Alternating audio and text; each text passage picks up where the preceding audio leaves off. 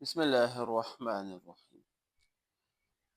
اب سب مسلمانوں کو پتہ ہے کہ رمضان المبارک کا ببرکت والا مہینہ گزر رہا ہے۔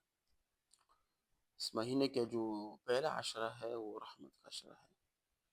اس کے کچھ دن بھی گزر چکے ہیں، چونکہ تاخیر کی وجہ سے میرا بیان بھی نہیں آ سکا۔ میں چاہتا ہوں کہ اس عشرے کی کچھ جو پہلا عشرہ ہوتا ہے، جو پہلا دن، اس کو ہم عشرہ کہتے ہیں، اس کے کچھ فضائل بیان کروں۔ رحمت کا عشرہ اس کو کیوں کہا جاتا ہے؟ کہتے ہیں کہ جب انسان کو اللہ تعالیٰ سے محبت پیدا ہوتی ہے تو پہلے اس پر اللہ پاک اپنے رحمت کی عنایت فرما دیتا ہے۔ ایسا کہ تو میں عام قانون آپ کو بتا دیتا ہوں۔ انسان کو جب اللہ تعالیٰ رحمت کی نظر سے دیکھتے تو انسان کو اللہ پاک نماز پڑھنی، صدقہ کرنی اور مسجد میں آنے کی توفیق عطا فرما دیتے ہیں۔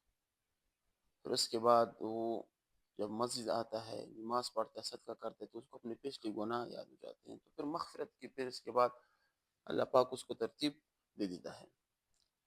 تو چونکہ ہم بہت گناہگار ہیں، تمام مسلمان، ہر کوئی ایسا نہیں کہ وہ معصوم ہے، سب کے سب گناہگار، صرف ایک ذات جس کے بارے میں ہم کہہ سکتے کہ وہ معصوم عن الخطا ہے، وہ حضرت محمد صلی اللہ علیہ وآلہ وسلم کی بابرکت ذات ہے۔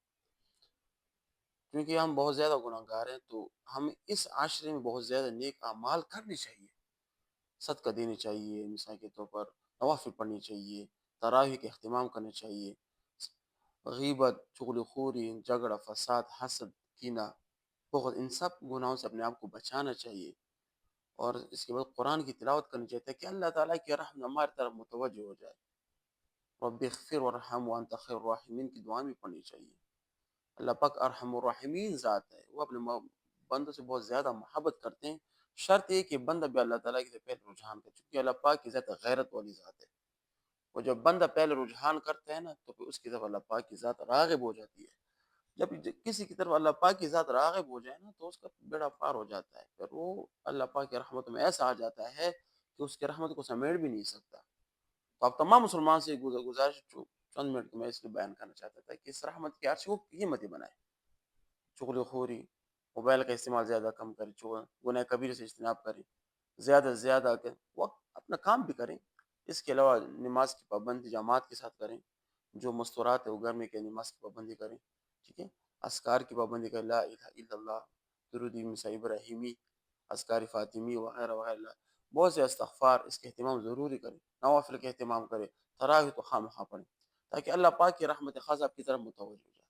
وہ جب متوجہ ہو جاتی ہے نا تو پھر آپ کا بیڑا پار بن جاتا ہے۔ بس اس کی رحمت کو اپنی طرف آپ نے کھینچنا ہوتا ہے، اس رحمت کو اپنی طرف کھینچیں، اس کا اہتمام کریں، ٹھیک ہے نا، اور اس رحمت کو ضائع مت کریں۔ انشاءاللہ تعالیٰ اللہ پاک کے جو خاص عنایت اور کرم اور رحمت ہے نا، ان سے اب کبھی بھی زندگی میں محروم نہیں رہیں گے۔ یہ کچھ چند گزارشات تھیں، اس کو ذہن میں رکھ کر اس پر عمل کر کے خود بھی اس پر عمل کرے، دوسروں کو بھی اس کی پہچان پہنچانے کا عزم کرے۔ واخر دعوانا الحمدللہ رب العالمین۔